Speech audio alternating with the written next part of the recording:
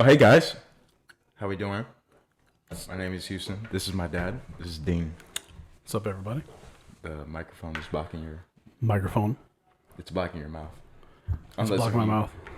Did you not want to show your mouth? No, I don't want my mouth to be seen because I'm missing a tooth. He's See missing right a tooth. He's missing a tooth. You know, punks jump up to get beat down, and I had to. He got one good look in. He fought a bear. That's a the big truth. fucking bear. Are we allowed to cuss on this? I mean, you can if you want to. Hey, how you doing? I'm good, man. What's cracking? Thanks for having me on. First time? Finally. Yeah, it's my first time. You've had this shit for so long, and we're just now doing this. That's true. And, That's true. You know. Schedule issues. That's a lie. I don't believe him. Anything he says. That is schedule issues. He just has choices he made, and I was not a choice. And actually, I forced this because ask him right now. What questions do you have for me tonight? I wasn't prepared for this tonight. We've talked about this for the last 3 days. We didn't know it was. You said you were going to come to my place. But you also offered to come here. I did, but then you said out of nowhere, "Hey, bring the stuff after dinner." Did you guys hear him stutter a little bit? And that's the number one No, evidence of lying. that's not how that works. Stuttering. No, that's not how that works. So, But hey, guys, welcome to the podcast. Mm-hmm. This is gonna be a funnier one, because this right here. am I funny to you? Yes, Am I a joke to you? I wouldn't say that. You're funny. I am. You're not a joke though. I ain't no joke. I used to let the mic smoke, but now I slam it on the ground to make sure it's broke. So I'm gonna let you do your own introduction. Besides, this is my dad, one of the coolest people I know. Wow. How would you describe what you do and who you are and where you're from, what you stand for? Well, my name is Dean, not Houston's dad. That's true. Dean Christopher Himes from the Webster Groves, Missouri. 63119-314 all day. I don't know what that was. I just threw up gang signs. We're going to get shot later, probably. Maybe. St. Louis, born and bred. Got love for many places. Baseball guy. Lover of all sports. Father of this guy and two others. Avery just walked by. Braden. Shout out to Braden. Shout out to Braden. Down at UMKC. Doing big things. That's in Kansas City, Missouri. Missouri, Kansas City. And Here then comes Avery. here comes the. You knew he'd make an appearance. There he is. Hey, bud. You got something to say to the folks? Oh, here we go. He's got nothing. Perfect. He'll probably be back later. For sure. For sure he will. Oh, Mama Bear calling her. It's Mama Bear in the back. What else do I got? Yeah. So, Any special shout outs? oh, Still Wig, 93. Still waiting. Stands for St. Louis Webster Groves, 1993, class of. We got my boy Harold Schumann. What's up, big dog? That's his godfather. Shout out to Harold. And his son Trey, who I'm the godfather of. What's up, Trey? Big Tuck. Can't fit in anywhere because he's big. Pause. 7-footer. Yeah, pause. Pause. Pausable moment. Yeah. Rest in peace to the OG, my dad. OG Dusty, the man. Grandpa Dusty, Papa Dusty. Shout out to Papa. Yeah, that's my dude. And then my mom. If I shout out my dad, I got to shout out my mom. Shout out to Nana. Nana. Pamela Ray. Love you. Nana, you're doing good things in life. For sure. And then she has her own charity. Say what? She has her own charity. Yeah, she's got something. And then my lovely wife in the other room, Elise. Elise, shout out to you. Elise, shout out to you. Oh, shout out. Yeah, there she is. She is the stepmother of these boys. Stepmother. And is more like a mom than a stepmom. So yeah. Facts. So facts. Those are my shout outs. And then, shout out to everybody that we're all associated and, all the families. Malachi. What's up, big dog? Shout out to Malachi. Big dog. So, yeah. That's about it, man. Nice. That's all my shout outs. Nice. I got love for everybody, man. Just, Let's cut out the bullshit and just love everybody. That's true.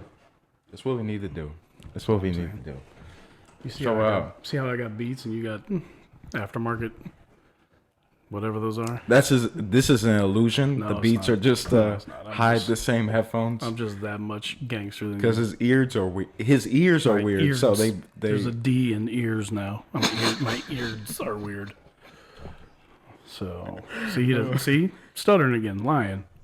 I'm not lying. I'm just a boss. That's what that B stands for, boss. But I'm saying, like, you have wires, and Beats aren't supposed to have I wires. can't see any wires. No. Yeah, because you're wearing a black shirt. Oh, black shirt. Now why's it gotta be black? Because it is black. We're both wearing black shirts. I see the cord. The cord's right here. By the Your way. shirt is blacker than mine because of what's on it. Technically, on the technicality, that See is that? true. See that? He does make sense. So, you play baseball. I did. Describe. We're gonna go the sports route. I like that. All right, let's go. Let's go the sports route. Okay. So, what do you love about baseball? What has baseball done to you? Man. Baseball, and I got to throw softball in there too. I played a lot of competitive slow pitch softball. The game is just, it's an incredible game, man. I mean, everything from the sights, the smells, your teammates, you know, the game itself is just incredible, man. And I miss it every day. I'd like to be out coaching again. I wish I could still play, but the body is. We got dogs up in here. I wish I could play, but the body has given up on me a little bit. So it's somebody's here. Who's here? I don't know. We just got people stopping by. That's how cool I am. Everybody wants to come by my house and like, hey, I think this is where that guy Dean lives. So let's go over there. But yeah, no, baseball, you know, for sensory purposes, I don't think there's any better. I mean, basketball gyms have that sound, you know, the squeaks, the echoes, all that stuff, which is awesome Squeaks. on the floor. But the baseball field, the bat hitting the ball hitting the glove, the smells of the grass, the smells of the concession stand. Man, it's awesome. That's true. That's true. Stadium food is some of the yeah. best food ever. Yeah, Shout out to Busch Stadium. for sure. And, you know, a lot of people's problem with baseball is that it's slow, not enough excitement. And I get that. I do. But when you know the game and when you play the game, there's enough going on inside your head to keep you occupied. Like, you know, where's this pitcher pitch? Where's this hitter hit the ball? You know, should I shade left, shade right? You know, there's just so much going on in your mind. It's a chess match, really. I mean, especially if you're a pitcher or a hitter, you really got the chess match going. But fielders, you have to be ready for everything. So That's true. What position did you play, though? So I played third base. I played every infield spot. I mean, coming up. High school, I was pretty much locked in at third. Hot corner. College, I got shifted to second because we had a guy that had a stronger arm. And he had a really good bat, so we had to get him in the lineup. So I shifted to second base. And then through slow pitch softball, I played second. Wingman to Mike Fitz. Yeah. Shout out to Fitz. Probably one of the greatest shortstops I've ever played with. Gerard Perkins. Shout out to Gerard down in Louisiana. That dude was cold. Not in Louisiana. It's hot there. That's true. Temperature-wise, he was not cold. Far from it. But on the field, he was cold. He was smooth. Smooth. Yeah. I played with a lot of good ball players. And that's another thing that makes it fun, man. I mean, that's the competitive part. You know, I mean, you play no matter what you're playing. If you're playing with good players, good people, it makes it even better. True, baseball sucks when you play with not the best people. Well, that's any sport, dude. I mean, that's true. But baseball, put on a basketball jersey and you show up to the court and you've got 4 duds that you're getting ready to run with. You're like, man. Basketball, you can still take over a game. Baseball, if you have a terrible pitcher, and then you're at mercy to that. Yeah, true. You just need to outscore them for sure. True. But yeah, no, I've been blessed and I've been fortunate enough to play on some really good teams. Some are I don't know what the hell's going on in that other room, but it's pretty sketchy. I guess a comedian showed up at my door and is telling people jokes. But I thought you were the father of jokes. I am, but I'm occupied right now, so somebody else is. That's true. But yeah, high school, really good team. Summer leagues, I played on some really, man, that Raiders team that we played, that I played for, we were solid. William Lee, Gary Woodruff, Drew Atkinson, Larry Pearson.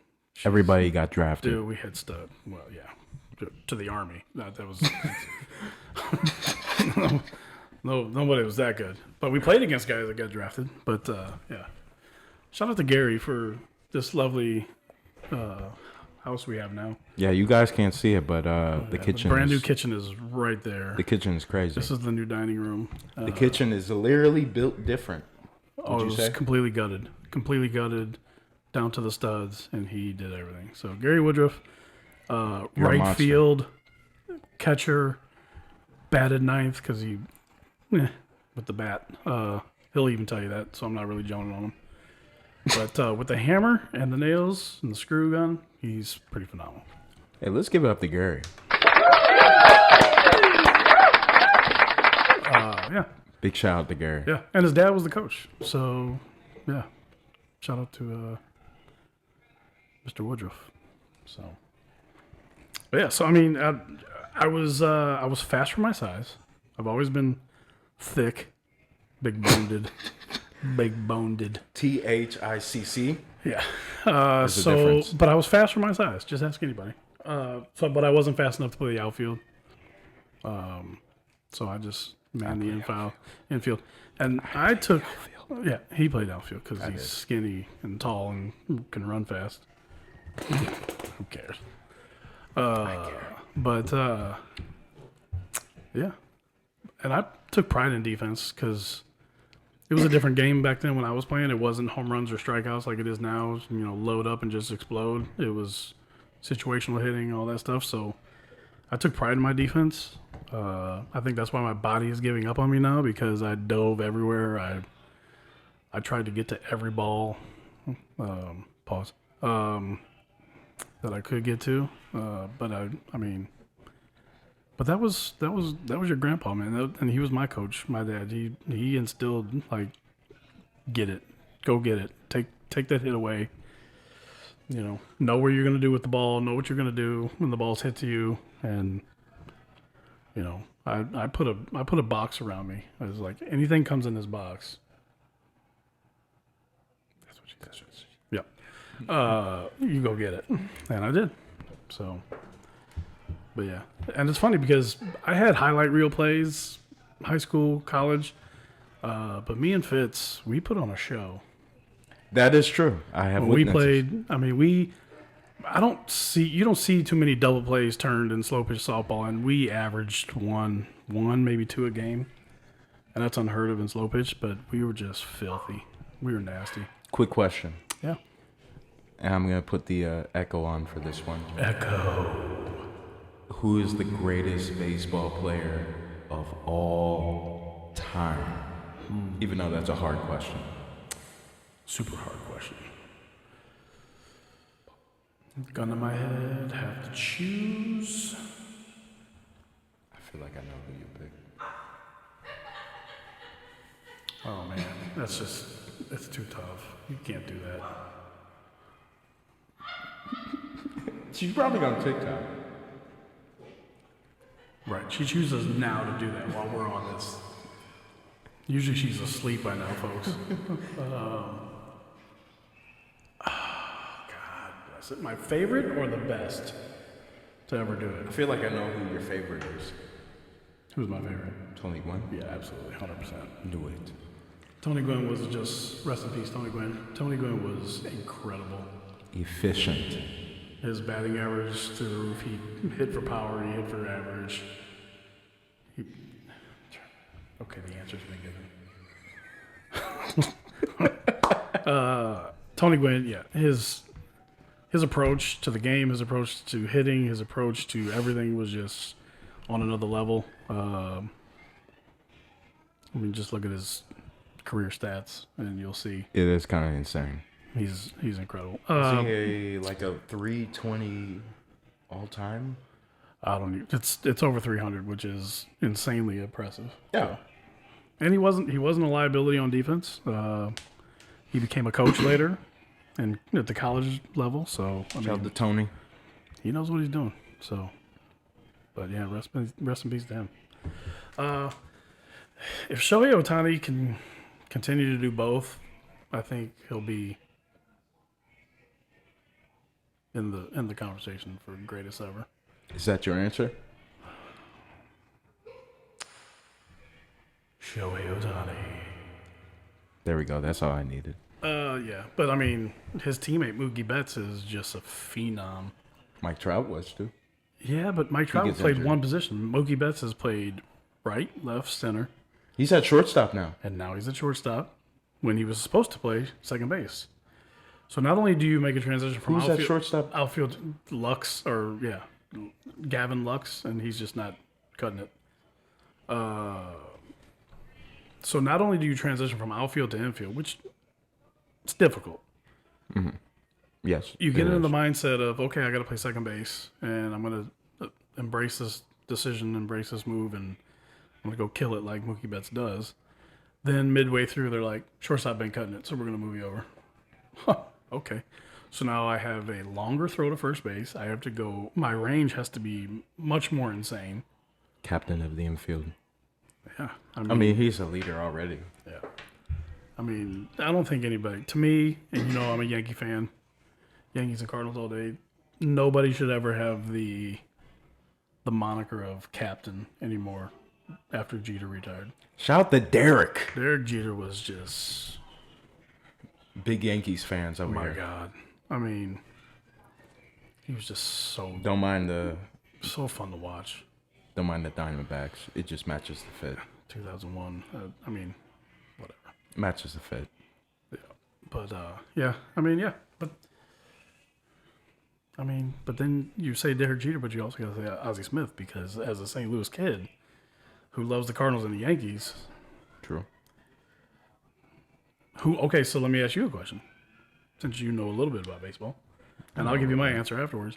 I know it's If you had Ozzie Smith and Derek Jeter and one of them had to shift to play second, who are you shifting? Or the big question is, who are you leaving at short? Ozzy. Ozzie Smith at short, Yeah, he's more athletic. Jeter at second, Yeah, he's more athletic. I think Derek Jeter is a better offensive player, though. 100%. Yeah, very, very true. Ozzy's more athletic. I would say yes, but Jeter does have the stronger arm. I can see. Yeah, But true. me being me, and I'm a Cardinal guy first, I'm keeping Ozzie at short. Just because I think it's going to be weird to see either one of them at a different position, but I can more adjust my eyes to Jeter at second than I could Ozzie at second. So, I mean, who wouldn't want that up the middle, though? As a pitcher, and you turn around, you got Ozzie and Jeter up the middle. That's disgusting. Just keep it low. Give me a ground ball. I mean, he refused to move when. Well, I mean, he didn't. That was a third base issue when A-Rod got on there, because A-Rod was a better all-round shortstop than Derek Jeter. But I disagree. I mean, I don't people know. said that. A-Rod People did was- say that. It's not just you saying that, but I've always disagreed. But you look at the body and the frame he did take steroids. of A-Rod, and his range was going to start giving out sooner than later. He was good at third. Yeah. And third and first are your classic power hitting positions, and he was adjusting his swing to be for power. Jeter never adjusted to power. He just knew how to swing, and he lifted a few out. Keep the hands in. Excuse me, I just burped. That was very rude, but nobody heard it, but you might have saw it because my cheeks went like that. But, yeah. That's pretty short. All right. You talking about me or the laugh track? Both. Hurtful. Yeah. Yeah. But, yeah, so if Shohei Ohtani continues and he gets back For to sure. pitching, For sure. he'll be in the the race and the conversation for best ever. I still think the Braves are the best team in baseball right now, regardless of what the Dodgers have done. Well, I'm gonna say I agree with you because the Dodgers didn't do much to enhance their pitching. The Braves still have a solid lineup. They've got solid defense, and they've got the pitching compared to the Dodgers. But the Dodgers lineup is so stacked that it could neutralize the pitching. So That's true. but you can't bank on that. You can Their rotation is injured, for the most part. Dodgers, Dodgers. yes, and they didn't. They really didn't go out and get a name.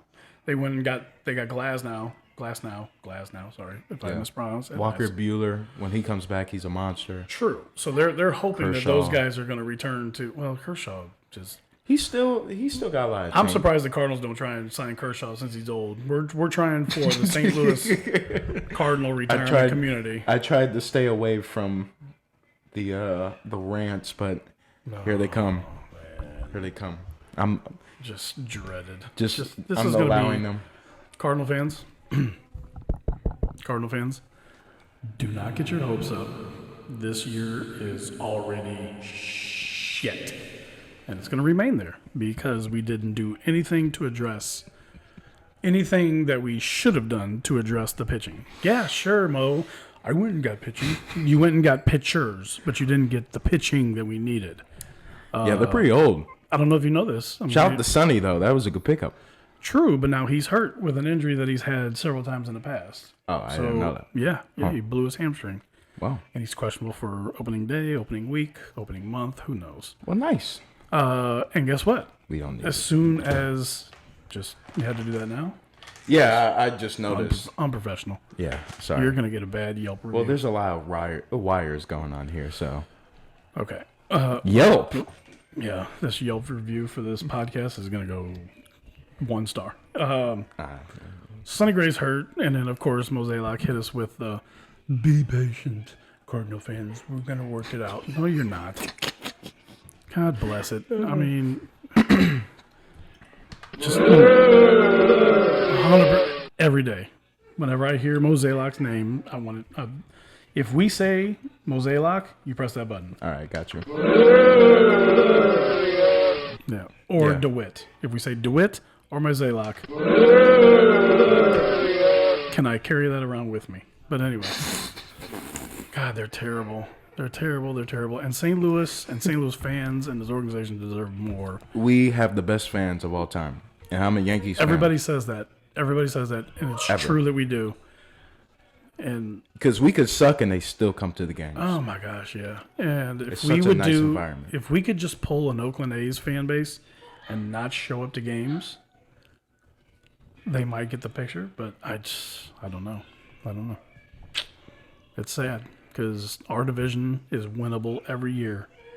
Yeah. Because I think that's why they do the bare minimum, because they know they have a chance every year because the other teams don't do much either. Yeah, the Brewers lost some key pieces, including the coach. Yes. I mean, but he went to Chicago, so we got to deal with him there. But I don't know, man. They didn't do enough. The last 3 starts of before y'all get hot. Spring training, Dean. Calm down. No. Last 3 games, the guys that were supposed to be our little fix-it, John Mozeliak went out and got pitchers.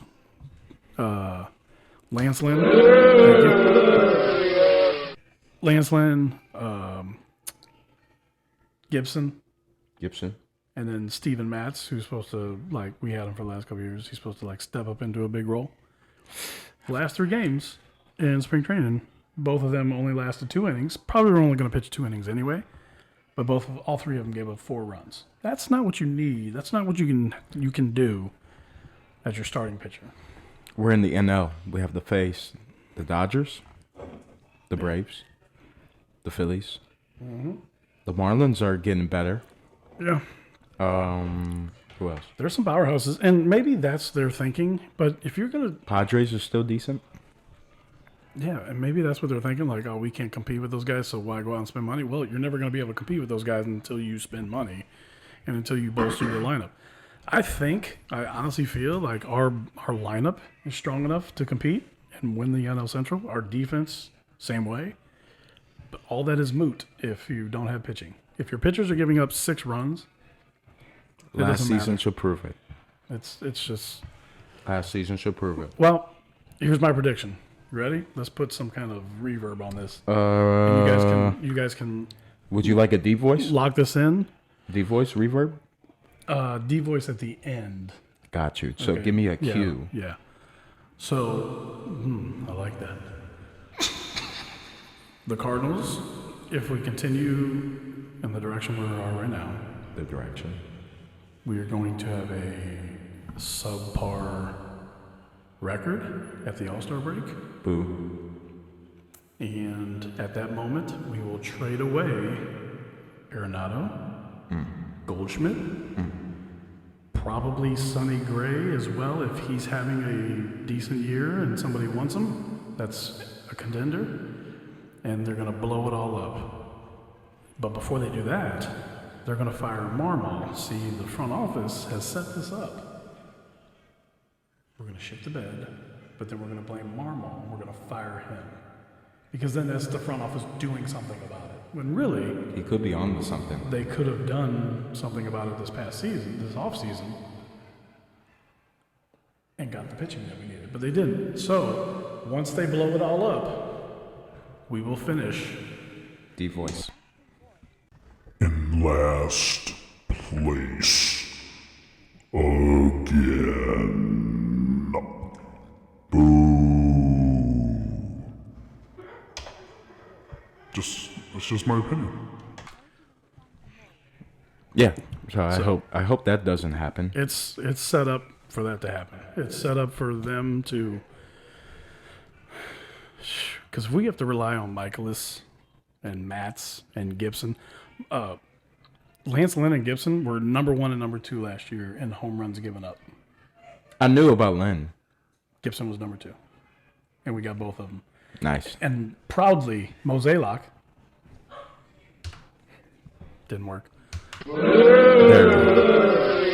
Proudly, won't get away from Mozeliak the was Bulls. like, "Hey, we went and addressed our pitching. We went and got Lynn, and we went and got Gibson. Problem solved." No, they're both old. They're number 1 and number 2 in home runs given up. And then I think she's dying in there. I don't know what's going on. We might want to call somebody. Number 1 and number 2 can give it up home runs, and then you pair them with Miles Michaelis, who is suspect at best. She's laughing at Moselak's moves. That didn't work. If you stop punching the shit out of it and just press it, it'll work. Anyway. So yeah, I have this your zero faith in our pitching staff. I have faith in our team. 100%. I like our lineup and I like our defense. I've said that already. It's on tape. Rewind. Listen to it. Do we need to go check on her? Maybe. Oh my god. Anyway, so that's where we're at on that. That I is your apologize wife. for going down that rabbit hole rant, but I have another rant. for me or for you? Our free agency for MLB is a laughingstock because the Cy Young is still teamless. Well, And I mean, yeah, Scott Boras. Yeah. that's where I was going to go because he's agent number 1 for a reason, but he's also, teams shy away from dealing with him, man. He made the right move with Juan Soto, though. Juan Soto is going ham. No. I mean, yes, I love that he's a Yankee, but he's already said that he's only going to be there 1 year. So ultimately, that's see. not what they wanted. So, I mean, yeah, winning cures everything. Winning can make everything better. But we'll see. Yankees win the World Series, he might stay. Yankees go deep in the playoffs, he might stay. Yankees win the World Series, he might leave. That's true. There's 2 reasons why He looks good in pinstripe stuff. There's 2 reasons why people play professional sports, and I've always said this, because I haven't met anybody other than you play it to get paid, make money doing something that you love, and to win championships. Because if you look at all the greats that have played, the ones who have been blessed to win a championship their rookie year or second or third year, soon as they try to turn that championship into a paycheck. Dynasty. Right? Oh. And then the people that have come in the league and who have just dominated on bad teams and never won a championship, and they got paid all this money. You know, your Patrick Ewings, your Damian Lillards, and these guys that are superstars. Dame time. But they haven't won the championship. Now you see them towards the end of their career, like a Carmelo Anthony, will take less money to go to a situation because the only thing missing is that ring, is the championship. So I don't know what's going on with Soto. I don't know. I don't know if what he's gonna do, but I think the Yankees are a good fit for him. Oh, he looks great in the pinstripes. But when you hear him talk, it sounds like there's a place where he wants to be, and I don't know where that's at. The Cardinals could have got him, but we wanted to keep Dylan Carlson. Which I mean, You're gonna try to each his own. Send me down another rant. We've got That's 3 years old now. we've got So 47 outfielders and no pitching. Do the math. God, that's love true. That's true. it. And we've got true. outfielders that people want. So Hey, back to you though. yeah, What is the biggest difference that you learn as a coach compared to playing? the biggest difference is when you're a player. Yeah. Besides playing, being on the field and stuff like that. Well, when you're a player, you have two forms of learning. You listen to your coach. You know, you do what they say. Your trainers, no, thank you. Yeah, thanks. All right. I don't play anymore. I don't drink water. Just kidding. But Drink your water, folks. when you're a player, you have the lessons that you learn from training and from coaching, and then you have the lessons that you learn on the fly in the game. And most of the time, sometimes the lessons you learn on the field, on the court, those coach you more than your coaches do. Like, I remember this situation. I remember this. What I did last time didn't work. I'm gonna do it this way. You know what I mean? You know, like with you being in the outfield, taking a route to a ball is very important. Yes. Taking the right route to a ball is very important. And Hello. Yeah. when you first started, you were like a baby giraffe on ice skates. Oh, I was terrible. I was just scared as of far as taking the right route. You had your speed you could rely on, and that did correct your mistakes in the beginning. But I'm fast. yeah, but that microphone is winning. You are losing the battle. Yeah, I tried to do something, but this makes the most sense.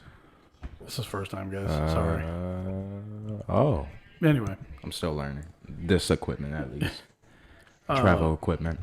but yeah. So the difference between playing and coaching is playing. I can take what they say. I can take the training that they're giving, and I can remember the lessons that I learned on the fly, and I can apply it and see it. Whereas a coach, man, they're both difficult. But as a coach, you know you're saying the right things. You know you're giving everything this kid needs to succeed and excel. And you just got to hope and pray that they're listening and that they're going to do it. I mean, because unfortunately, you can't.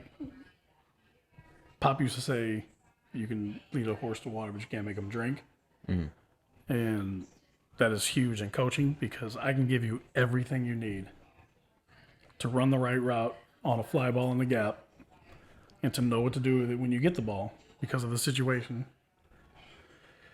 But you can do whatever the hell you want. When you get the ball, you might throw it in a damn stance. You might chuck it to third or throw it home when you know you should hit the what? Cutoff. The cutoff. One thing that makes me upset because I'm an outfielder, I do not like this. Just hold on to the ball after you catch it. Stop doing that. Get it into the infield, dude. Yeah. Stop. Sorry, that was my rant. So in regards to that, if you remember, there was a thing that I came up with was outfielders. As soon as you catch the ball, that ball becomes a ticking time bomb. Don't let it blow up in your hands. I remember that. Get rid of it. If you have to call out the second base, shortstop, or first baseman's name, call their name and throw the ball to them. So, but yeah, outfielders never hold on to the ball. Get rid of it. Facts. Hot potato. Facts. But yeah, so that's the biggest differences is one, taking what they say and applying them as a player, or trying to get a player to apply what you're telling them. And you have to get them to trust you. And I've had pretty good luck with that. So That's true. He is a great coach. yeah. He is a great coach. And coaches learn too, and I learn from players. I learn from players that I'm coaching. I learn from players that I'm coaching against. I learned from players and other coaches that, I've come across or just watched. You never stop learning and the one thing that I really started letting in late in life, just because out of respect, was watching how other coaches coach other sports teams. We always talk about, shout out to Blossom and Stall Cup from Webster Groves. Big shout out, TDW. Now to Prince Edward. But what I use from them in basketball, what I took from them that I tried to instill into baseball is they knew how to get their players' attention. And they knew how to gain their trust. And they knew how to lead them. Malachi was talking about that, how they're militaristic and kind of instill discipline and hustle. Absolutely. And it's cool. It's cool that you said the military, because that's a whole nother level. Now you've got one guy trying to lead 12 guys into an actual battle, 25 guys into an actual battle. Whereas basketball, you've got 10 or 12, and baseball, you've got about 24 that you're leading into a sports battle. I just now noticed there was a spring on here. Squirrel. But no, seriously, Blossom, Stall Cup, those guys, Drew Hanlon with his training. When you watch them coach, don't just look at them. Watch how the kids are locked in on them. And every coach should want that to have all of the attention of who they're trying to teach, because that's half the battle right now. Because if you again, I can talk till I'm blue in the face with whatever I'm trying to teach, but if I don't have your attention, I can get a better conversation with that trash can. True. But when those kids are locked in and hearing everything that you say, which those guys are elite with, those are just some of the examples. I watched several coaches. I coached in the Adidas Athletics organization, and there was coaches there that I just watched and I listened to and everything. So you never stop learning. This is true. Life is filled with learning experiences. Yeah. And your biggest lessons are losses, and you gotta go through them. Well, yeah, but if you take a loss on the chin and you just walk away from it and not think about, you got to take 5-10 minutes to think about, okay, why did we lose? That's why when I was coaching you and the Bandits and a couple other teams, what did I say? I would say, hey, we either win or we learn. I never said lose. I never said loss. Today we learned. We learned that if you don't hit the cutoff man, you can give up a big play. If you don't make your pitches, you don't control the mound, you're going to have a long day. You're going to get a lot of lessons. If you don't have the right approach at the plate, you're going to learn a lot. So, you have to reflect on your losses just as much as your wins, because you should always take a moment of, okay, what did we do right that got us this win? Flip side, what did we do wrong that caused this loss? And then learn from that. So, who's the easiest to coach, me or Avery? Baseball edition, obviously. Braden in play. You by far. Because you listened. Avery, he was just... Hey, shout out to Avery, though. Oh, my God. So here's the thing. And this is on tape.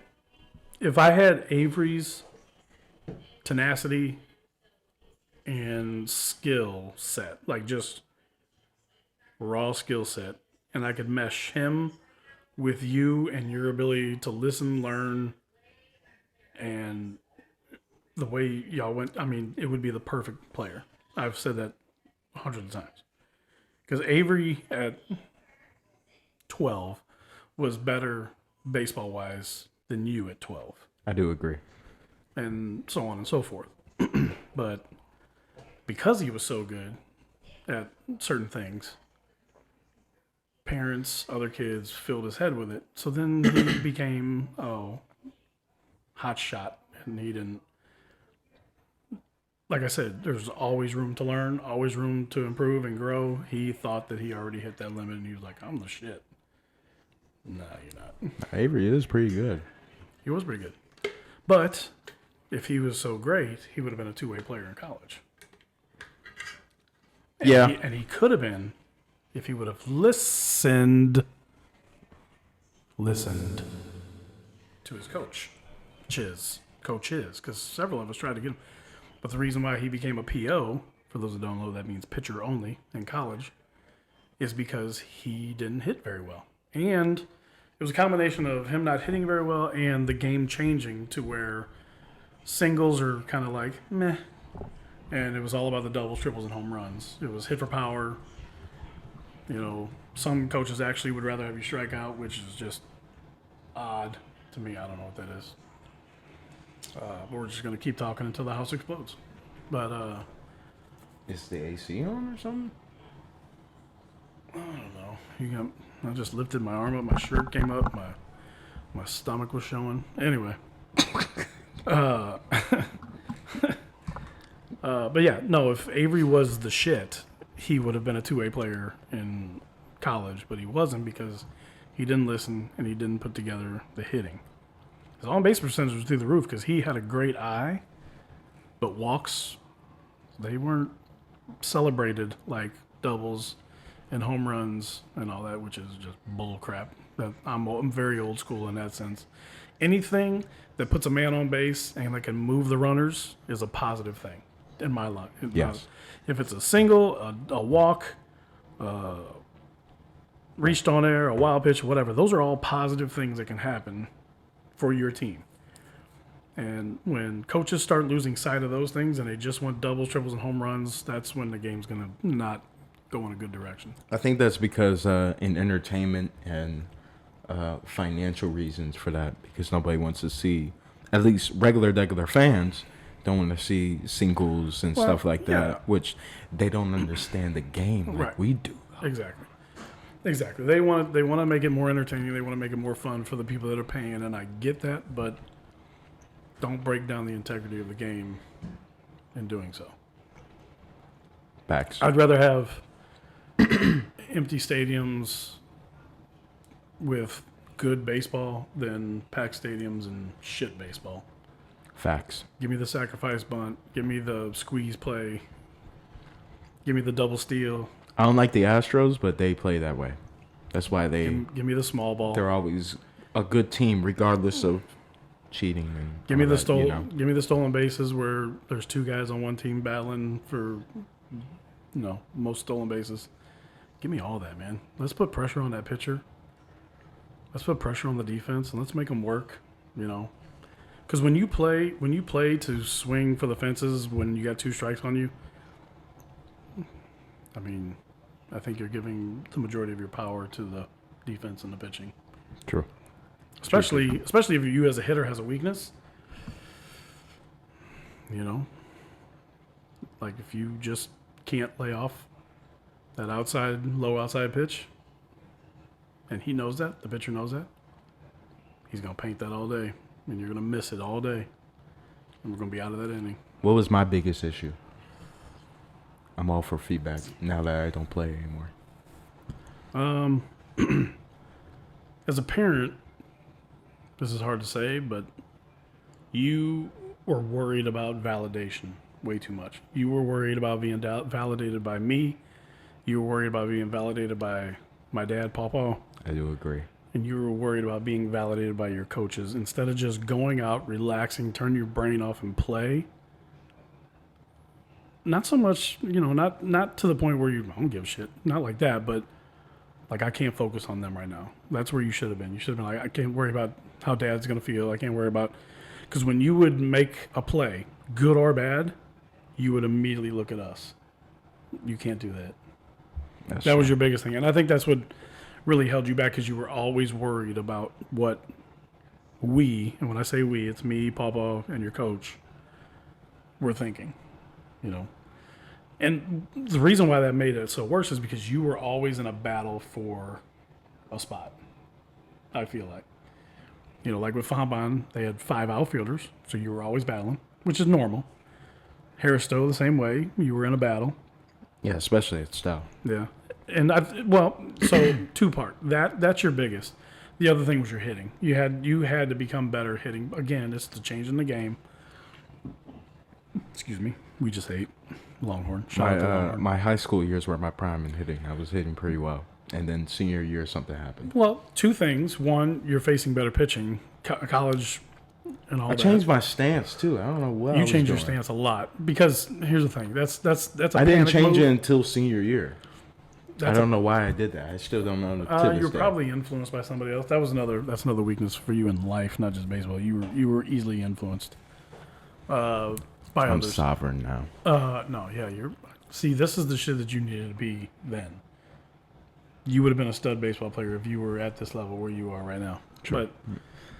But yeah, your hitting and then your need for validation. Those were your 2 weaknesses, and unfortunately, those didn't go well together, because if you were at the plate and you didn't, let's say you struck out, the first thing you did was look at us like, oh man. And part of that is because you wanted to be great and you didn't want to let us down. And that's fine. That can be a driving force when you're training or in the cage, but it can't be on you when you're in a game. In a game, you gotta shout it. You gotta let it all out.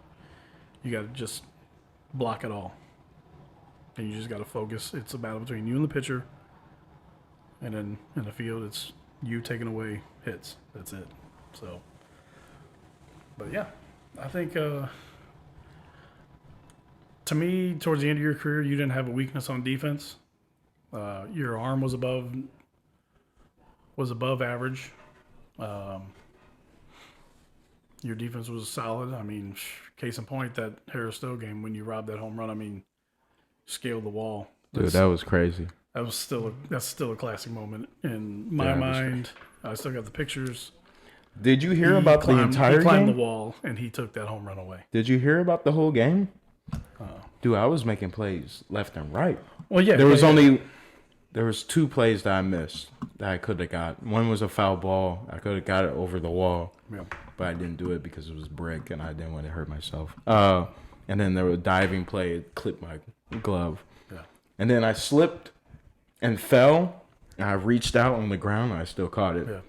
I remember that one. Stud. But yeah, that play We got sticks out. blown out that game, too. Oh, my God. Well, yeah, and it would have been worse if you didn't take away that home run, because I think there was 2 men on. I think that was going to be a 3-run yak. Yeah. I got whiplash from it, though, because the back hit my... Yeah, and you knew you were helping your pitcher out because your pitcher was the last person off the field, and he met you, I think, at second base. Yeah, Drew. Shout out to Drew. Met you at second Wherever base, you're at, thanking I hope you're him, well. high-fiving him, hugging him, and walking back to the dugout with you, because that was the last out of the inning. That was impressive. Oh, dude. He was like, Yeah, thank you. ecstatic. Stepmom in the house. But, yeah. Mom's in house. So, Mom's in house. So your defense and your arm and your speed, I mean, there's your 3 stars right there. And you were coachable, so there's your 4-star. Unfortunately, in today's baseball game, your 5th star was your hitting, and that was your demise. And because, case in point, I mean, let's be honest, the outfielders that Harris Stowe and Fambon used before you were not as good as you, period. No. And I'm not just saying that because I'm dad. I'm saying this as a baseball coach and as a baseball guy. They were they couldn't hold a candle to you. But Gus was really good though. Gus was solid, but I don't Gus think was he was really a center good, fielder. I think Gus would have shined in a right field, maybe a left field spot. He could just track But you the ball couldn't, pretty well. yeah, but you But can't he take. wasn't that fast. You couldn't take Gus's bat out of the lineup. He was just solid. He was a hitter. No, he was hitting. He came out of the womb. He was hitting so well. But that's the thing. Their hitting was just that much better to you to where they gave up the liability on We defense. should have been so much better. I mean, sure. to me, DY. Should have, could have, I think DY. Shout out to DY because DY is a phenomenal ball player and he is a big time hitter. Shout out to DY, big time. But I think defensively, and I think he would be honest and tell you, I think defensively you were better than him. Oh yeah. I think For you. sure. I think you took better routes to balls, and I think you got to balls better. I think your arm strength was about even. If you're listening to this, DY, this is the truth. No, and, But you do hit way better than me. and when I say this, there's no shade at all because DY was a monster. I mean, he's proven it. He's playing pro ball in Japan or he's going over there. He just came back 2 months ago, and then he's about to go to play in the league in Oregon in May, I mean, which I gotta get him on the podcast beforehand. that right there is proof that he was a stud ball player. No, he's nice. I just think that you were a better defensive player than he was, but in today's game, offense carries, and that's where he shined way more than you. So that's about it. But then there's a trend here with the Himes boys because Avery was a freaking freak at the shortstop with the glove. He was smooth, like you were in the outfield. But when you can't hit, you're not gonna play.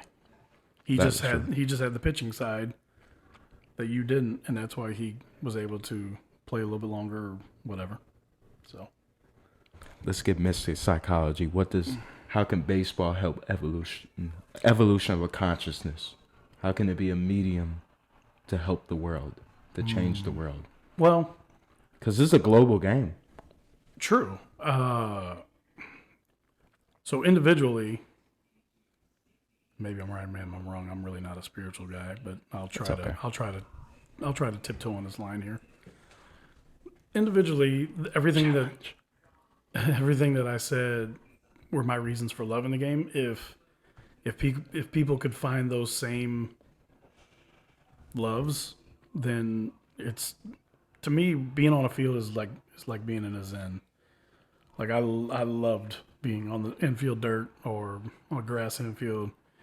In between pitches, you're looking around, you're just, and the smell of the glove, man. Yeah, for real. Man, it was just, there's a zen there, and it's so the biggest thing. So what I'm gonna say, and this could be for all sports. I mean, the distraction of it can help somebody, because when you're on the field, you're distracted. When you're on the court, you're distracted. You know what I mean? As far as distracted from your life, because you're so focused on the play, the next pitch, whatever. I think that's probably the only way. And then for a community, I mean, you hear stories all the time about, well, every Friday night it's baseball night, so we're all at the park. Communities stopped doing whatever their daily life was to be at the ballpark. Just look up a minor league city like Memphis or, like the Savannah Bananas. Just look at that community, how it shows up every single night, and they look forward to every single home game. So that could be something for the community. So it can be uplifting, it could be a break from reality. So, I mean, everybody wants to be rich and not have to go to work, but there's realities to it. We got to go to work. We got to pay bills. We got to do life stuff. But if we can find that getaway, that distraction, sports are great at that. And baseball's no different. And I think baseball's just a little bit better. I'm biased, but I think baseball's a little bit better because you have the sensory stuff that goes on. Like basketball games, I don't smell the concession stands. I don't, I don't smell. I told Maliki the one thing basketball has more than any other sport is rap and hip hop, though. Rap and hip hop? Yeah, the music behind that. How it's so catered towards basketball more than any other sport. That's true because it's been there longer, but I think It's like if you get basketball, then you get hip hop, and if you get hip hop, you get basketball too. Yeah. I mean, I agree with that. But I do think now with walk-up music, True. in between inning music, you're starting to see more of that. But you're seeing other music in there as well. So yeah, but definitely, hands down, hip hop and basketball go hand in hand. Baseball and pregame, because pregame is like 3 hours, which I love. Man, listen. We would play country music sometimes, and that's the only time I listen to country music, and it will fit the vibe for 100%. Outdoors, sunny day, girls walking around, Get the turtle out. concession stands popping, you're smelling popcorn and hot dogs. You know, you got little kids playing at the playground. You got the fungo bat hitting, and you got somebody in the batting cage hitting. And not only do you hear the ball hit the bat, but you hear the rattle of the chain of the fence of the, you know what I'm talking about, the cage. Yeah. And then, you know, you got somebody playing catch, the pop of the mitt. There's so many sensory things with baseball. There's no better sound than the wood bat and the baseball. Yeah, I mean, so I see this commercial on TV all the time. You know, the quiet sounds to help you sleep, like a sleep aid. Where ASMR. yeah, that stuff. Yeah, but yeah. it's, you know, it's these tapes you can buy, and you got a bubbling creek or whatever. But man, if I could get just 45 minutes of just baseball sounds, like just put a BP? recorder out while we're taking infield. Oh man, what I wouldn't do to be able to take some ground balls right now. Just give me some GBs. We got to play catch. Give me some GBs. I need David Wiggins, head coach of Webster Groves. Shout out to David. One of the best hires, WG, in my opinion, because he's a baseball guru. Can I and him get on the field, the new turf field, and play a little catch, please?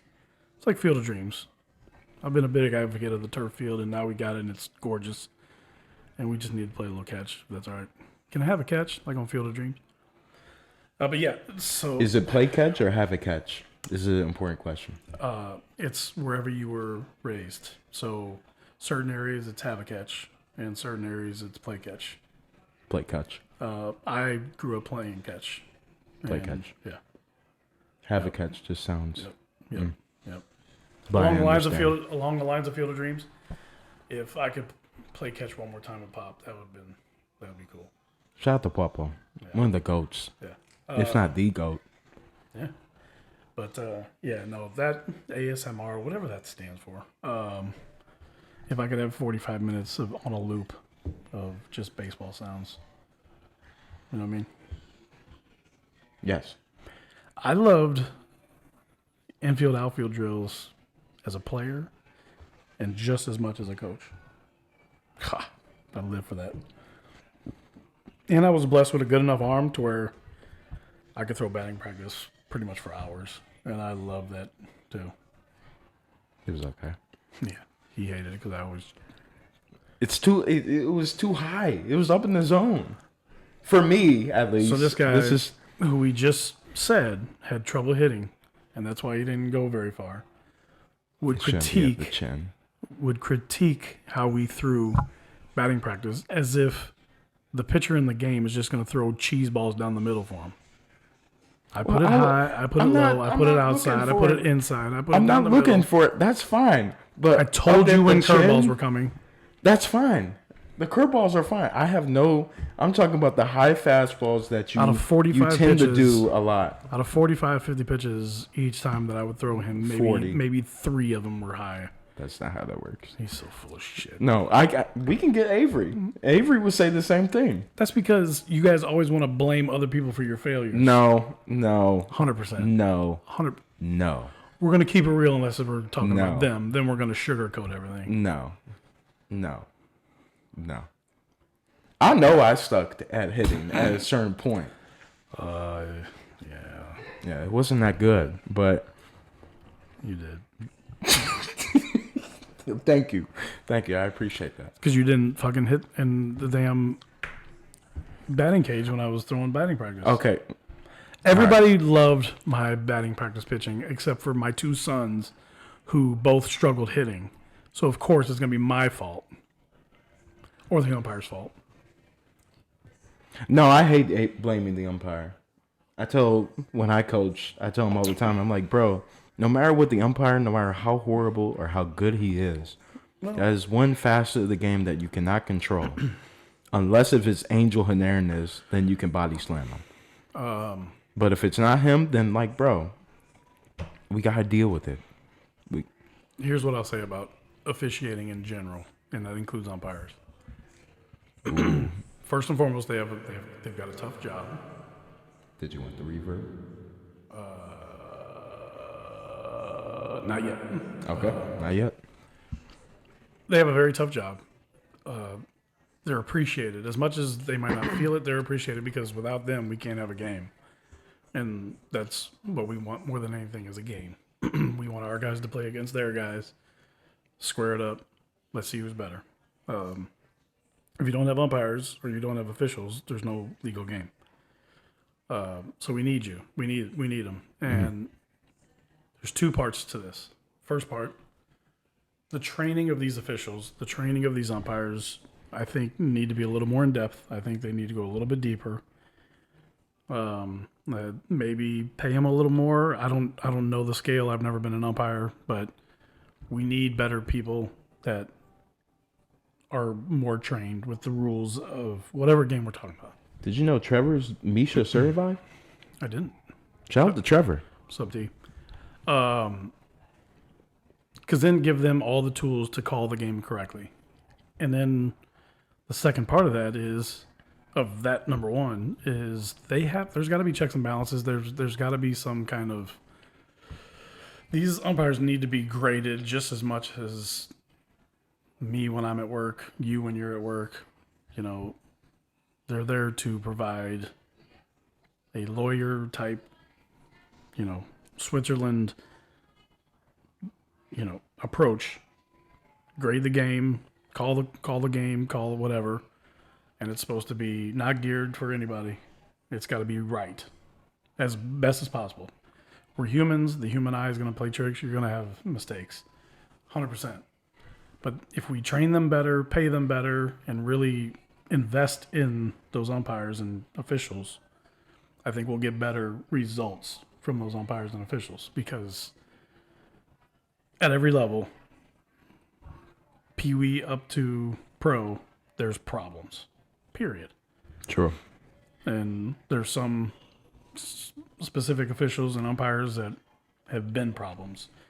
And for some reason, there's nothing there. And I think if you're going to fine or reprimand the umpires, it needs to be in public. It can't be behind closed doors, like I think some umpires do.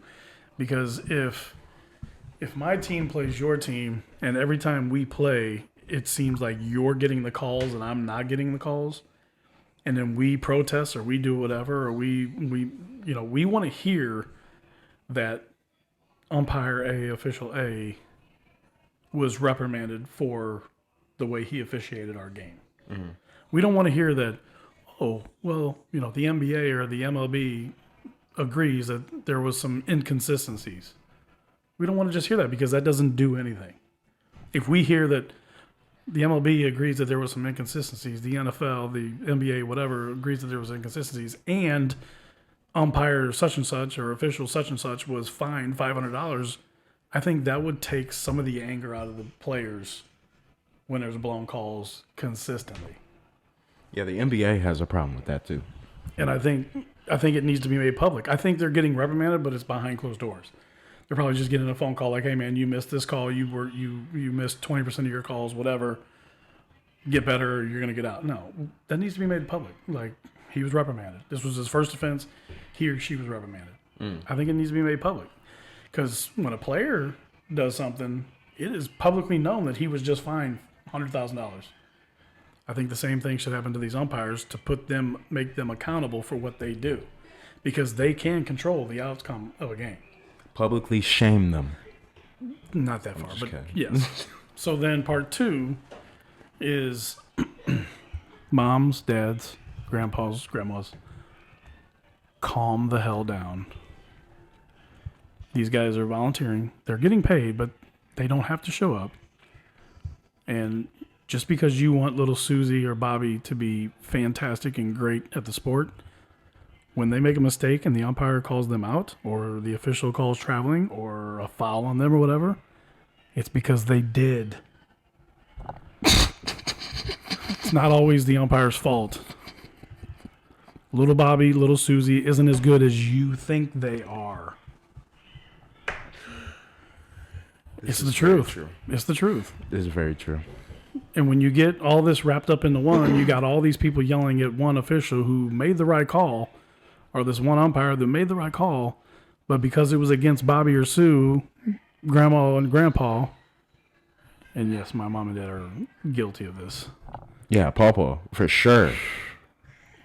Nana flicked off one of the umpire or referees at a basketball game. And then flicked off the principal. Yeah, because the principal came over and said, "Ma'am, you can't do that." So she was like, anyway. Yeah, everybody needs to calm down. You know, even if you're right and the umpire official was wrong, calm down. You can get your point across nicely. But yeah, there's too much going on. Yeah, a lot going on. That's a shame because youth sports are awesome. Yeah, that's why I wanted to ask. Yeah. Malachi said that youth sports are in an interesting place because the cost is getting high. One of the salesmen when I was working at BMW, his son plays for the Gamers and spends all that money. Sorry about that. Yeah, big time. Spend all that money. They do like big tournaments and face like high level competition, but that much money. And I was also saying that I've met kids that deserve to play the game, no matter if it's baseball, basketball, wherever, but simply don't have the money because we didn't play. Like I didn't play. At least me didn't play travel select ball. Yeah, till junior year because it was just so expensive. Well, because I made every team. Yeah. But yeah. Well, you also blossomed late. You blossomed about 9th grade. Yeah, that's when true. you really started popping. But that's also partly on me because I wasn't coaching at that moment yet, and I didn't know that select organizations, no matter what the sport is, they have levels. I didn't know they had levels. I thought it was just you paid this much and you played on the other team. And at the time, you weren't good enough, so I just thought I'm not going to pay that much money for you. To like an A, B, C team. Oh, yeah. You know, like with the A's, we've got 15U, gray, blue. Yellow. You know, there's different levels, and they do that so that players shout out to the A's, by the way. They do that so that they're not putting a player in a position to not get better or to, not be able to play and not be able to grow. Because I know for a fact that I've seen players, their first year, they were on the lower team. And by the time we trained them up and they played a year on that lower team and then we trained them up again, they jumped 2 teams because their skill set got honed in, got locked in, and they got with the right coaches, and we were able to advance them. But yeah, no, it's everything. People understand that everything is getting more expensive. Inflation. For sure. I mean, that's part of it. But youth sports, you're basically paying to give your son or daughter the best chance to go to the next level, play the next level, be successful at the next level. And no matter what the sport is. If you think sports are it, and sports are the only thing that's expensive, talk to anybody that has cheer or gymnastics. Dance. And shout out to Ayana. And compare apples to oranges there because that stuff's insane too. But yeah. What would you change about youth sports today? I mean, obviously the first answer, the best answer is to make it more affordable without cutting anything out, which, yeah, good luck. I think traveling to play is important, especially if you have ambitions of playing at the next level, because you don't want Johnny to have his first taste of traveling to play a sport to be his first college games. You know what I mean? Mm-hmm. That's some shock right there, some shock value. And St. Louis is big, but it's small enough to where you're going to play the same teams all the time, Oh, for sure. Yeah. and that gets old. The amount of times we played the Redbirds during the summer was just like Yeah. the So- same level Redbirds too, because they had two different teams. And here's a little golden nugget. Here's a little advice for those who run select teams and select organizations. When you do sign up into a tournament that's on the road, first ask them if there's any other teams from St. Louis. And if there is, ask them to be in the opposite bracket, because nobody, especially parents that pay $2,000, $2,500 for their kid to play, nobody wants to pay for travel with their sons, daughters, and then line up on the field and play a team that you just played on Tuesday back home in St. Louis or wherever you're from. So when you're planning an out of town trip, are there any other St. Louis teams in this tournament? Okay, please put me in a different bracket than them, because I don't want to play them again. If I see them again, it better be the championship, because we made it through our brackets. I don't want to face them game 2 of a tournament that I just traveled 5 hours for. And unfortunately, it happens a lot. Annoying. So parents really don't like that. Really don't like that. Because, like I said, they put up almost $3,000 for Johnny to play ball, and then they spent another $500 to $1,000 on the trip, hotel rooms, this and the other, just to play the same team we played last week. So Also, make sure your son or your daughter really wants to play at a high level, because there are some kids that I've coached that, and on the last episode, I talked about it, where they just play for fun, but we're on like a team that wants to win. So it's just like, come on, bro. it's true. Get with the wave. And the other part of that is, mom, dad, just because you play select ball does not mean that little Johnny wants to play select ball. Facts. So don't force them into that. Now, if you want to make them active, you want to keep them active so they're not just zombies in front of an arcade or a video game or whatever, find something that you're mutually into. Or just put them in some low-level baseball or low-level basketball or whatever, and let them get their workout in there. But don't force them in. It's a waste of money. It's a waste of time. And you're setting your child up for failure that otherwise wouldn't exist if you didn't force them into that role. So, True. but you'll know, and I know you can attest to this. Whenever I get a new team, no matter what the age, the first thing I do is ask them who wants to play college ball. Raise your hand. Raise your hand if you want to play college baseball, and every hand goes up. I do that for 2 reasons. 1, to see how serious they are, and then 2, I can use that against them when they start dicking around, or when they start not applying themselves, or when they start not following directions, or when they start not following through on the training, or giving 100% in their reps. You told me that you wanted to play college ball. I didn't say that you wanted to. Your mom and dad didn't tell me that you wanted to.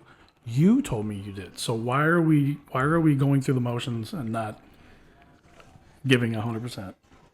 That's true. Then you put it all on them. And I've pulled kids aside all the time. 13, 15, 17, is this what you really want to do, or is this mom and dad? Is this what you really want to do, or you think you have to do this because this is what dad did? And I've had some kids come clean, and I've had some other kids be like, no, this is what I want to do. And then you just have to have a serious conversation with them. Like, okay, well, me and you are going to sit down with mom and dad, and we're going to tell them exactly how you really feel. I've had that conversation. And then, okay, then, this is what I need to see from you for the next 3 weeks, since you say this is what you really want. I need improvement here, improvement here, improvement here. If I don't get it, then you got to know that your future is at risk because you're not doing these things. So, True. College does not have any mercy. They're trying to win. Right. Better program brings more money and means more viewership. And also more championships. Very true. But another thing. We're not sponsored, by the way. That's why I didn't show the logo. There we go. Silver King, you don't know what that is. Yeah, that's true. Anyway. Any guesses, put them in the comments, but we're not sponsored. Sure, right. Another thing I like to tell kids that kind of makes their jaw drop, your jaw drop the first time you saw it, is most college rosters are baseball 50 to 75 deep. Oh, my God. And most of it is pitching. Like 25 to 20, like 20 to 25. It'll blow your mind how many people they carry. Now, and if you thought that you were the shit, wait till you get into a pool of 75 people trying to get a uniform, trying to play. And that means there's another 4 that want to play the same position as you. Not everybody's going to make that travel squad. So you got to work. You got to work. You got to work. You got to work. And it starts when you're young. You know, be honest with yourself. And when I say be honest with yourself, it's not just the fact that you want to play college ball, because we can all have ambitions. I knew I was going to play professional ball. I knew it. Ask any of my friends. They knew that I knew. They didn't know that I was, but they knew that I knew I was going to play professional ball. My dad said I was going to play for the Yankees. My dad would try to teach me stuff like how to change your oil, change your tires, how to do stuff under the hood, and I'm like, Dad, you're wasting your time. I don't need to know that stuff. One, I don't want to know that stuff because that sounds terrible. And I'm going to have so much money when I'm grown. I'm going to be so rich that I'll just buy a new car or get somebody to fix it. And he'd be like, okay. All right. Well, and then he would follow it with, well, hope you find a really good job. And I'm like, I'm going to play Major League Baseball. So that's my job. Like, well, if that doesn't work, hopefully you find a good job that you can pay somebody to fix this. Because I would not, seriously. I wish he was here today so he could tell you. He would start to show me something underneath the hood or in the house or whatever. And I'd walk away 5 minutes later, tennis ball and glove, brick wall, just ground ball, ground ball, ground ball. I didn't care. Why? Jiffy Lube's around the corner. Why would I change my own oil? That sounds terrible. What are you doing today, Dean? Oh, I'm going to change my oil. I'm probably going to rotate my tires. You know, put some new windshield wipers on. Pfft, you just wasted a day of your life doing dumb shit. That's why I left BMW. No way. I didn't want to do that. No way. I'm going to take ground balls until I make it to the pros. And then if I've got a broken windshield wiper on my car, I'm just going to get a new car. Because that's how rich I'm going to be. Newsflash. Trash it. Give me some reverb. Newsflash. That didn't happen. I didn't play pro ball. And I was broke. But he ain't broke no more. Wish I knew how to change my own oil. But, yeah. Shout out to Valvoline for always changing my oil because I don't know how to do it. Shout out to Mini St. Louis for doing it for me. They're about to take care of my tire tomorrow. $80 pop. But anyway. Yeah, $80 is okay. Yeah, I mean, so yeah, everything's too expensive when it comes to youth sports, but that's why I shout out the A's all the time.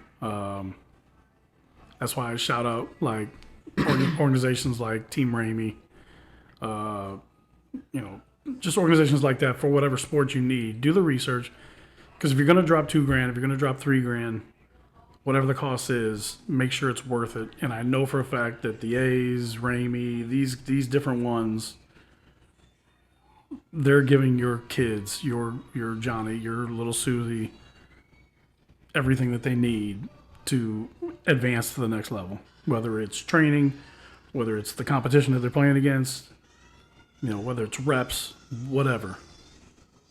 You're gonna get what you need, and that money's gonna be worth it. Going on? She's watching something. I don't know. I've got headphones on. This is why I put headphones on. I think the mic's kind of picking it up. Yeah, but it's all right. But yeah, mom, dad, just do your research. You know, because everything's more expensive. So do your due diligence. If you're going to do it for the house you're about to buy, if you're going to do it for the car you're about to buy, then do it for the organization that your child is getting ready to play for, or you know, be a part of. Because if I'm dropping $3,000, but it's going to save me college tuition later, it's totally worth it. What would you tell the kids? Sorry if I interrupted. No. What do you mean? What would I tell the kids? Like you're telling the parents all this, yeah. but what would you tell the kids going into it or that want to go into it? Well, I'll tell them exactly what I've been telling them. At the end of every practice, I made them look at their parents and thank them verbally. Like, all right, hey, turn around to your parents, say thank you, because without them, you guys wouldn't be here. They put up a lot of money for you guys to be here and to get better so that you guys can reach your goals. All they ask is that, and in the beginning practice, I would tell them all that your parents ask is that you give me your attention and follow directions. If you can do that, if you can follow, Nick Heron and Shout out to Nick. Matt Heron, Matt Heron and Matt Roche and my boy Tabor. If you can give them 2 hours, if you can give them an hour, if you can give them everything that they need to give you the lessons that they need to give you, then that money that they're paying, that mom and dad are paying, is going to be worth it. If you're going to pay $200 to go to a Drew Hanlon workout, or $1,000 for a Drew Hanlon workout, or for a Coach Blossom Stall Cup thing, all they have to do is lock in. All they have to do is lock in and listen and grow. If they're easily distracted, they're not going to make it. If they don't have the same drive, they're not going to make it. But if they can just lock in for that hour, that 2 hours, and every time they do it, when you have coaches like that and organizations like that, they're going to make it. Period. So, Matty Ice has a new training. Malachi, these guys are training out because they were trained by those trainers that I've already named.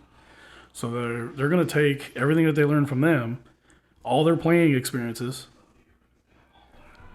and then some of their opinion, which I think were strong opinions and views, and they're going to do everything they can to help them go to the next level. Everything has levels. Go to the next level. But it's up, first and foremost, it's up to the player. The player has to lock in. The player has to be dedicated, and that's it. And you owe it to yourself, and you owe it to your mom and dad. I say that a lot. You owe it to your mom and dad. You owe it to yourself. So why are you being distracted? Don't get distracted. Facts. So, speaking of parents, let's change the question here. Change the course of the conversation. Changing courses. Yes. And this might be the last question because I have a bedtime. It's 9:30. You're young. You're supposed to go to bed at like 3 and wake up at 6. Like, let's go. Nah, that's not how that works. We lost an hour of sleep yesterday, and I was kind of going through it this morning. I had to wake Daylight up. savings time. Shout out to the farmers who need that daily saving time. Yeah, shout out to the clocks. Okay. We saved an hour. I mean, not saved an hour, but we lost an hour. Lost an hour. I mean, for all the... no idea what he's talking about, guys. I don't, but I'm just saying... Shout out to his 3 viewers that think he does know what he's talking about. I've had more than 3 viewers. My first video has about 60, so we're moving up in the world, you feel me? A question about views. If I watch it today and then watch it tomorrow, is that 2 views or is that 1 view? That's a good question. I don't know. So I have to get that figured out. Got 2 people that watch it over and over again. If you guys know the answer, please put it in the comments. I'm still learning more about this YouTube stuff. This will only be my 5th video. But again, we're moving up in the world. When do I get paid for this? When do I? Will that be a check? You have to reach a certain level of watch hours. I think it's watch hours. Yeah. So how many people? Like how many hours has your video been watched? So I won't get a check from you until you get a check from YouTube? Yeah. Until I get a certain amount of watch hours. I think it's 500. I'm at 7 or 8 now. So we're making. You didn't say that when you signed me up for this. I didn't know you were in it for the paycheck. You said I'm going to pay you for this. I didn't say that. What? See, you stuttered again. No. I didn't say that. No, that just came out of nowhere. I wasn't expecting when he lies. Look at that thumb. Jesus, broken. Anyway, go ahead. My thumb can do that. Oh, not like that. I'm Yeah, double that's jointed. kind of. That's broken. Ow. This thing is broken. All right, so last question. Make it a good one. Outside of being a player, A outside, player? yeah, Like, like what you were I talking wanna about. be a player. Oh, No. An athlete. Oh, Player. yeah, Okay. an athlete. Just had to clarify Let's just because say I've that. been both. We can talk about that at a different time. But outside of an athlete and outside of a coach, Yeah. what does a father mean to you, and how has fatherhood helped you grow as a person? Because you have 3 outstanding, wonderful men as sons, and then an He outstanding. thinks highly of himself. And then, I mean, I got to, and then an outstanding wife, Yeah. which is my stepmother. Yeah. So what does it mean to be a father? Yeah, to you, and like how special is that, especially. Oh, while All I'm those watching incredible, you guys? also Okay. those incredible variables. Well, you have to as well. understand. You have to understand that a father is your first catching partner. Sure. A father is your first fan. A father is your first instructor, coach, even if they don't know what they're talking about. There's people on our street that I see them out playing catch, and it's father son. And I've heard the dad say some of the most outlandish stuff, like, "No, you got to do it this way," and you're like, "No, sir, no, no." But the kid doesn't know any better. Dad's doing the best he can, so even if he doesn't know what he's talking about, he's your first coach. And so that's the thing. It's the growth. It's the pride. I mean, I take pride as a player. I take pride as a coach, but none of that compares to pride of your son's or daughter's accomplishments. So when I see, when I see you walk across stage, getting your diploma, pride. When I see, you do different things with your life and succeed, there's pride. Same thing with a baseball field or a basketball court or whatever. There's a different pride there than there is any other time in a man's life. So, and I think the pride that somebody has for their children or their children's accomplishments is greater than anything that they've done individually. Period. Because I'm just doing it. I enjoy playing baseball. Okay, I won a championship. I've won championships. I've lost a couple championships. At different levels. And I was proud of myself. I was proud of my teammates. But seeing you, like that catch we talked about earlier, it was incredible. I mean, there was a lot of pride when I saw all that, and Avery's first game out of the bullpen for Fontbonne University. A lot of pride in that. When you sent me the picture, I still have it on my phone. In your Surge uniform, Surge became the A's. And you were holding that trophy because you guys won the tournament up in Iowa or Illinois somewhere. Rin Lake. It was a big tournament. You talking about the wood plank? Yeah. Rin Lake. Yeah. Just seeing the picture, that was pride. It's just any accomplishment that you guys can achieve. That's a whole different pride. Because when you become a father, everything is different. When did you have me? I didn't have you. It's not biological. That's true. Biology. 1998. That's when you were born. Your age. Oh. Thought I forgot. I was 98, so I was 23. 23 years old. And at first, it was scary as hell because, I was excited, but I was also scared to death. And I think every parent will say that. Because you can think all day long I got this. No, you don't. Case in point, the story I tell, we laugh about all the time. So Houston's big word for when he wanted his bottle was bomb. Yeah. Don't worry, he's not a terrorist. I'm not a terrorist. Don't worry. He would just say bomb, and that meant he wanted his bottle. So I worked in Illinois. Lived in St. Louis at the time when he was a baby. And he would cry in the car from Illinois all the way to our house because we didn't have the bottle or whatever, or the bottle was out. Hey, I'm persistent. That right there is, you cannot prepare for that. So anyway, when you become a father, Persistence. you're scared to death. But I was so happy that I had children young so that I could still play and get out there with you guys. I think, right now, if it was daylight, I'd go outside and play catch with you. Because the example that I had, my dad, Papa, he was older when he had me. So he was 35, where I was 23. So 35 plus 12 is 47, which is what I am now. Well, I'm 48, 49. Dang. Yep. Okay. Okay, Kevin Hart. I'm not Don Cheadle, so settle down. Sorry. You know, it was just a routine. Dad would get home from work. I had to let him sit for 15 minutes, 15 to 20 minutes, so he could relax for a minute. And then he, like clockwork, he would get off the couch, he'd come out, play catch with me for about 30 minutes, 45 minutes, whatever we want to do, wiffle ball, whatever. And then he'd be like, all right, I'm done. I'm tired. I'm like, cool. We played. I'm good. I got some reps in. Was able to play catch with you. Perfect. But it was so, it was only 20 minutes, 30 minutes, which is a long time. But when you're a kid, that ain't a long time. I want more. I want to be out here for a while. So that was one thing I was excited about. And I came through on that because I was still playing ball, traveling, playing softball. So not only was I still young enough to be out there and able enough to be out there playing catch with you guys and wiffle ball with you guys, but I was still playing, and you were able to come to my games and watch me play. So, and that was cool too. Because a beast. Your papa was a really good softball player.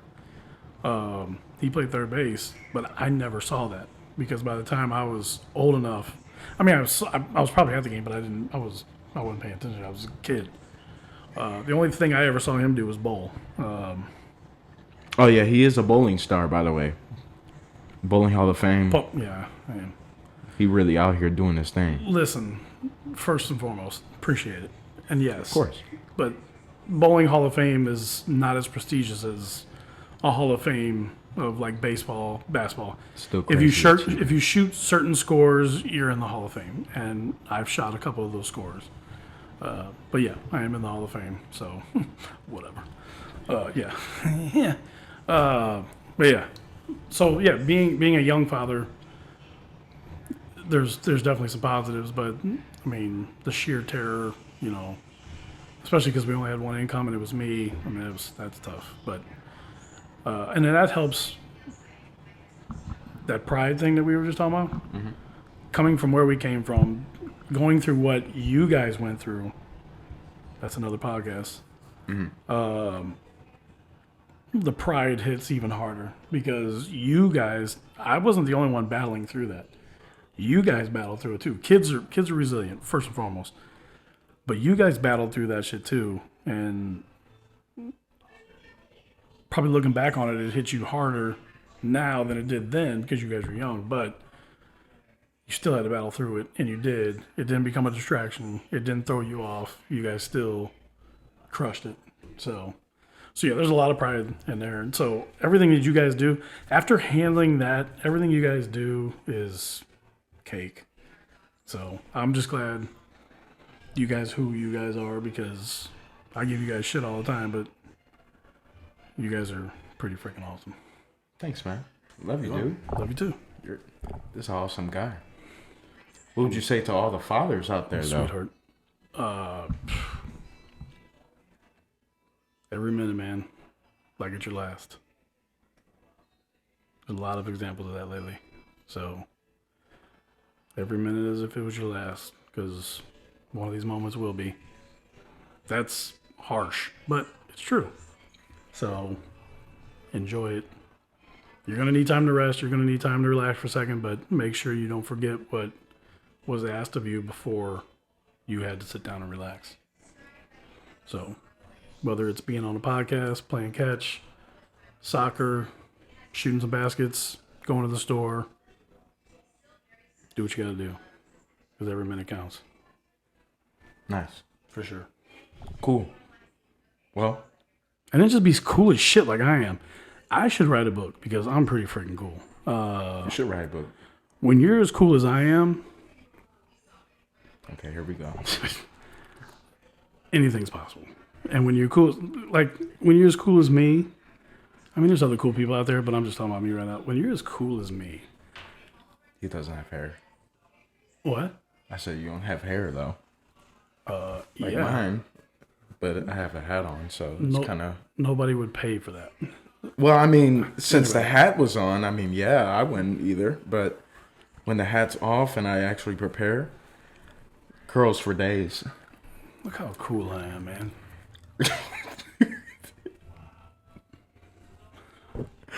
when you got it going on like this, I am his offspring, so that means he's half cool. no, The other half, no. I'm pretty cool.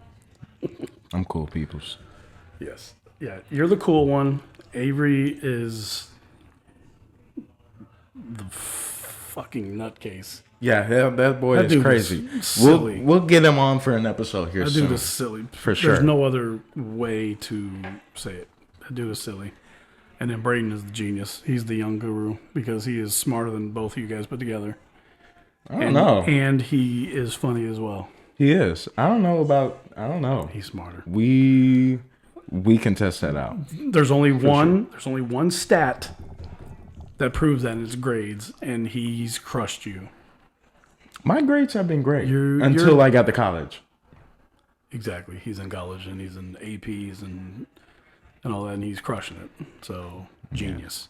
But also I played baseball, so I had Nerd. I had to juggle. So He's got a full-time girlfriend, so it's just like what are you trying to say?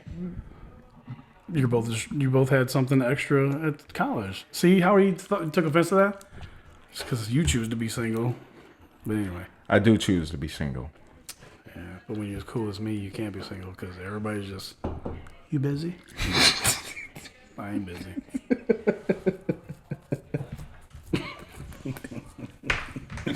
But anyway, so what's the name of this thing? What we got? What's The Mine is Mine podcast. Mind is mine. Yeah.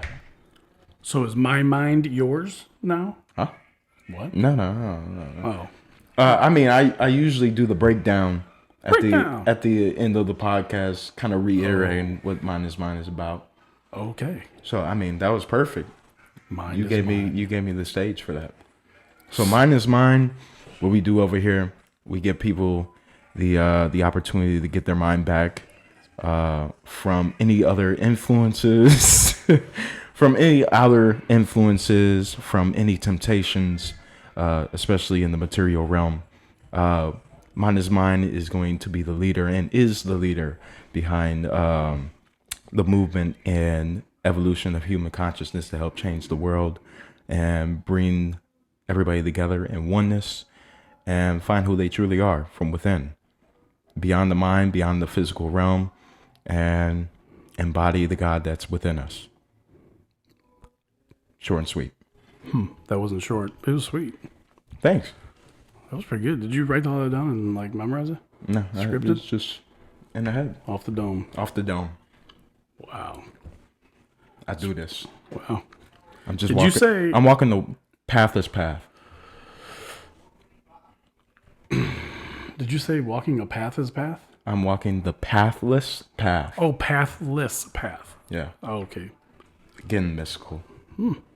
Mystical? Yeah. Like the rapper? No, not him. He was pretty good. Beware. Meow. Did I say what? Did you say oneness or wokeness? Oneness. Oh, okay. I mean, yeah. Are you woke? Do you consider yourself woke?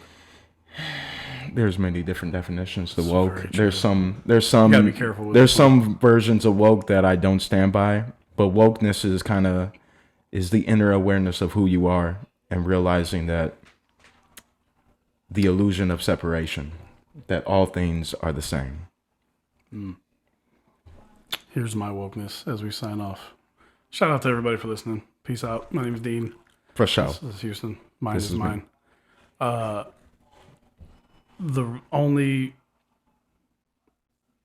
path of wokeness you should walk is respect and mind your own fucking business.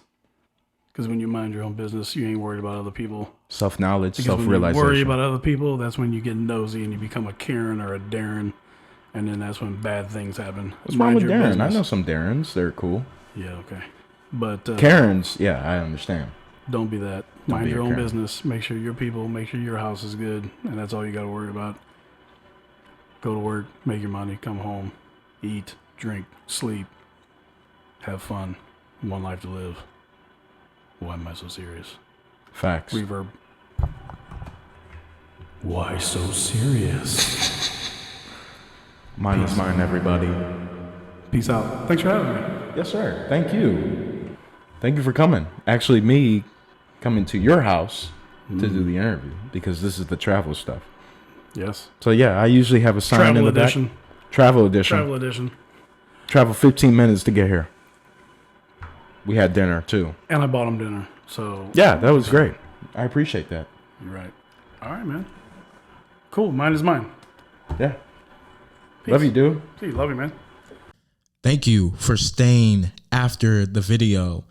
Go ahead and like, subscribe, and comment if you want to. Come on, bro. Share your voice. Follow me on Instagram. Follow me on X, Twitter, whatever you want to call it. And also, check out my blog. Link in the description. Thank you very much. And y'all have a great day. Namaste. Blessings.